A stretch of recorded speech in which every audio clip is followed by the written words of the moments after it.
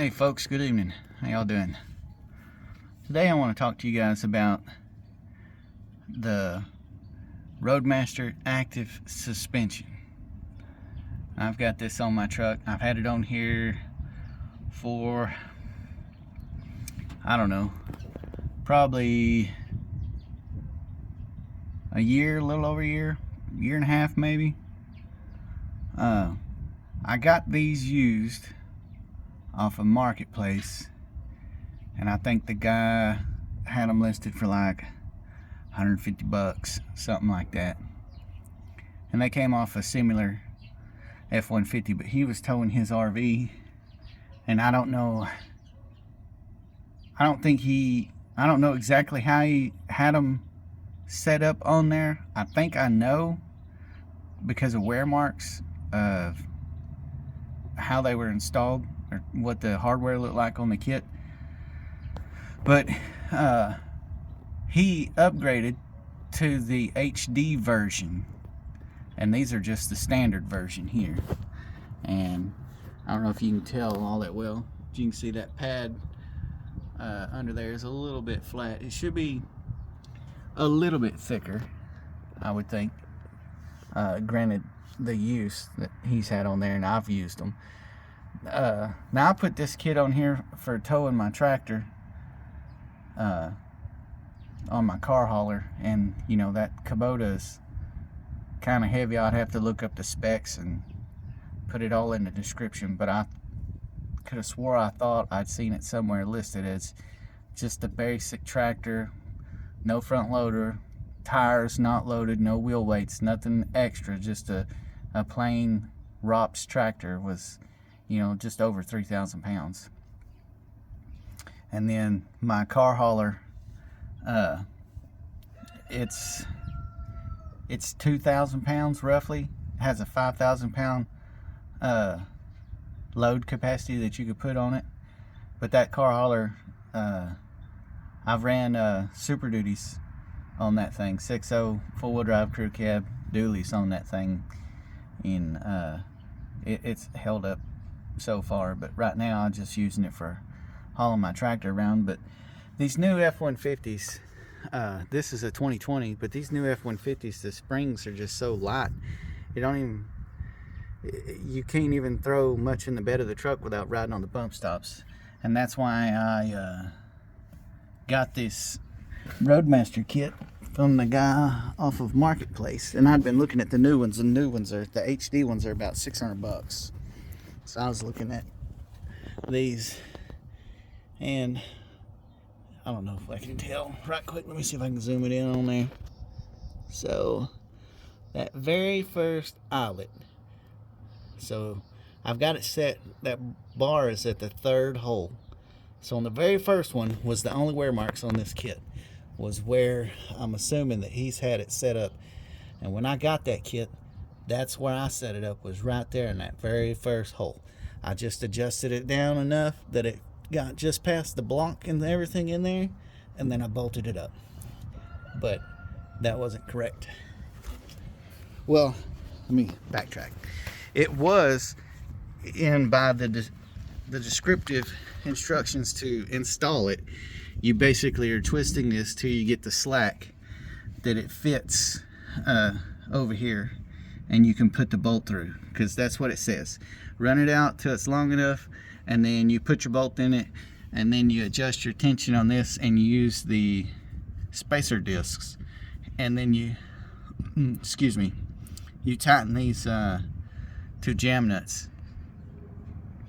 And I ran it that way and was towing, and I had it set, and I didn't have the spacers, the discs for these when I got the kit. The guy didn't have them, so he was telling me what to go off of to measure it. And if you go on the Roadmaster site or call their tech support, which they're helpful, I called them and asked them about the stuff, and they told me what I could use. And so I had adjusted it, and then and going back to their site again, and it said when you're actually towing heavy on this, you should loosen this out, the slack, until you can get this bolt in the third hole. So if you've got this on your F150 and you're loading her down and she's still sagging, you know, looks like it's bottoming out real bad, put it in that third hole. I don't know what it does exactly in there, but changing it to that third hole on there from being in the first one, it changes how this is sitting in here, and it makes better tension. Now when I first set this up on my truck, it gave me a lift in the rear, which I bought this truck, it had a 3-inch rough country on it, and these tires are only 33s, so they're just shades, just a shade. I mean, we're not talking very much millimeters, and just maybe about that much thickness in that frame right there of factory height to these. And so even then the back of my truck looked like it was still squatted, and I hate that squatted crap. It just don't look like a truck. So when I got this on here and I initially set it up on there, it actually lifted the truck and it looked good. And then I thought, well, you know, it's supposed to be a set it and forget it. Well, I towed a couple of times, and then it got to where it looked like it was sagging again. And I was like, what the crap? So I went through everything and was checking. All my jam nuts were tight. Everything was still where I had it. And I was like, man, I called them. And I was like, what's the deal with, you know, is it possible that they lose their tension? And, you know, he said you'd have to really work it to lose it. But they said that I could re-tighten them. So I did. I readjusted them, and I was using a quarter and a dime, and I never quite got to the thickness when I adjusted them. I was rushing through, and I got it close, but I didn't get it all the way. And so then I towed a couple more times, and it was just looked like it fell flat on its butt again. So recently I lifted it, and then I restarted the whole thing all over, broke it all loose, ran it all out, and then I re-stabbed it in that third hole. And since then, towing, it hasn't looked like it's fell on its backside, and it's remained at height again still. So right now, this is adjusted to the space of a quarter and a dime, with the axle free hanging. There's tension on here, and it spreads that gap open by turning this nut right here. That makes this spring gap open, and so it's open enough right now with the axle hanging freely in the air with the tires on the axle. It's best if you leave the tires on and do the adjustment. I can get a quarter and a dime through these coils, and I did it on the other side as well. And I think the maximum amount I could go is going to be a dime and a nickel. And a nickel is is a little bit thicker than a quarter, but that would be just enough. That'd probably be about the max that I'd want to go. After that, it's pretty tight, you know, twisting it over to get that to gap out. So, I mean, I could go to a nickel and a dime, but I think it's going to be all right with a quarter and a dime right now. But right now, as it sits, the truck is sitting about 42 inches on this tape down here. So it's about 42 inches right there, and the other side's the same. And I think it looks better. A truck should have some rake to it. And that's about the center right there. And this one here, my ground may not be super level, but it's pretty close to 42. It ain't a shade off.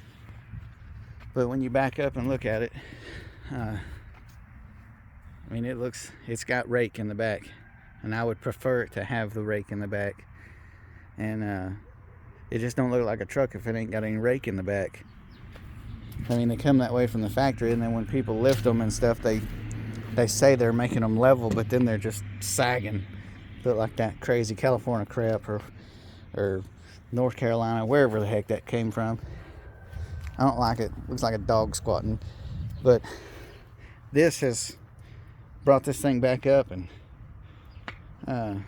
helps keep the lights a little bit better too, from not being way out when I'm towing at night too. Keeps the lights more down to the road. Now this ain't gonna drastically, magically allow me to tow 20,000 pounds. Not with this thing. Hell, I don't feel comfortable enough towing my Kubota with this thing, let alone get anything that heavy. But you know, it's what I got. But I just wanted to show you folks that on there, if you don't have your set in the third setting and you're towing something that's pretty hefty, I would suggest redoing that. It's, you know, it takes a little process, but I would really suggest loosening everything off and then setting it in that third slot down there, and it'll make night and day difference. Now, when I had it set the other way in the first hole, it lifted it up a little bit and it rode really good. The ride wasn't changed that much at all, but now with it like it is, feels like a truck again. You know when you run over something, you'll feel it for sure. Sometimes you can even do a little shaky dance back there going over bumps, but it feels like a truck in the suspension again.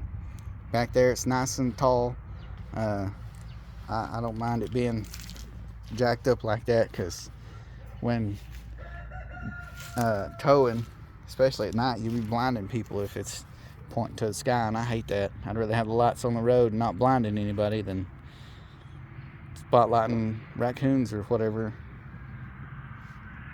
But anyway, that's what I was just going to suggest. If you have this on your truck, I would suggest opting it to that third hole. Even if you got the heavy duty set, opt it for that third hole. It's gonna be a lot better. That's work. I've only towed the four-wheeler and a round bale of hay with it the other day, and it worked out better. It didn't have near as much squat, just the empty trailer, as it did before. And it's got its height back in the rear. But we'll know later on. I'll be hauling my tractor around some more, and that'll be a real test. But right now it's sitting up at about 42 inches, and I think it sits good that way. Looks good. But it definitely helped while towing. It was a lot better ride with the trailer on there. With it reset like this, it rode better with the trailer on it. And it stayed level. It stayed pretty level having all that on there. So no complaints after switching it to that. Just something for you folks, if you do have it, to consider that.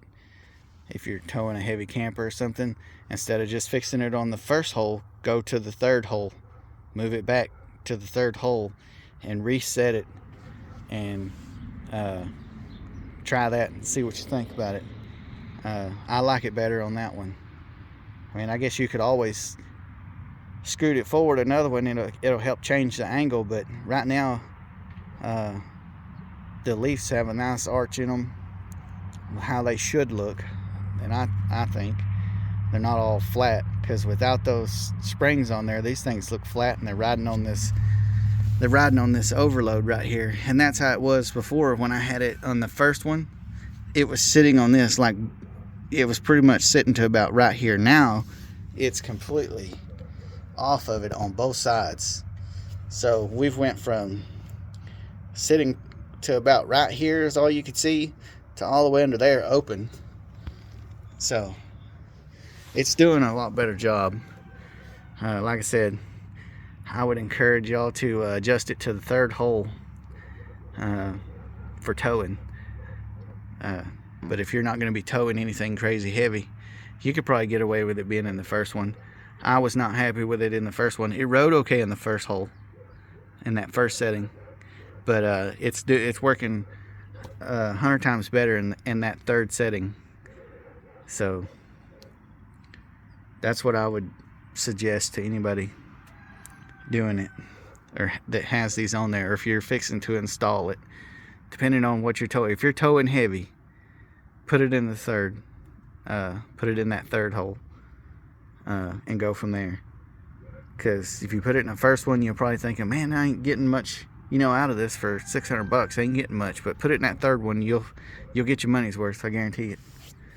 But anyway, I'm probably going on now. But thanks for watching, and y'all have a good one.